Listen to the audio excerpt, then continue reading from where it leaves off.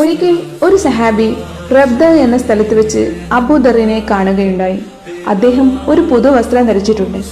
അദ്ദേഹത്തിന്റെ അടിമയും അതേ പുതുവസ്ത്രം ധരിച്ചിട്ടുണ്ട്. ഇതിനെ സംബന്ധിച്ച് ഞാൻ അദ്ദേഹത്തോട് ചോദിച്ചു. അപ്പോൾ അദ്ദേഹം പറഞ്ഞു, ഞാൻ ഒരാളെ ശകാരിച്ചു. അവന്റെ ഉമ്മയെ ചൂണ്ടിക്കാട്ടിക്കൊണ്ട് ഞാൻ അയാളെ കളിയാക്കി. അന്നേരം നബി സല്ലല്ലാഹു അലൈഹി വസല്ലമ എന്നോട് പറഞ്ഞു, ഓ അബൂദർ, നീ അയാളുടെ ഉമ്മയെ ചൂണ്ടിക്കാട്ടിക്കൊണ്ട് പരിഹസിച്ചു കളഞ്ഞല്ലോ. അജ്ഞാനകാലത്തെ ചില ദുർഗുണങ്ങൾ നിന്നിൽ അവശേഷിച്ചിട്ടുണ്ട്. നിങ്ങളുടെ ഭൃത്യന്മാർ നിങ്ങളുടെ സഹോദരന്മാരാണ്. അള്ളാഹു അവരെ നിങ്ങളുടെ നിയന്ത്രണത്തിൽ ആക്കിയിരിക്കുന്നു എന്നേ ഉള്ളൂ. വല്ലവന്റെയും സഹോദരൻ അവന്റെ നിയന്ത്രണത്തിൽ ജീവിക്കുന്നുവെങ്കിൽ നിങ്ങൾ ഭക്ഷിക്കുന്നതിൽ തന്നെ അവനും ഭക്ഷിക്കാൻ കൊടുക്കുക. താൻ ധരിക്കുന്ന വസ്ത്രം അവനും ധരിപ്പിക്കുക. അവർക്ക് അസാധ്യമായ ജോലികളൊന്നും അവനെ ഏൽപ്പിക്കാതിരിക്കുക.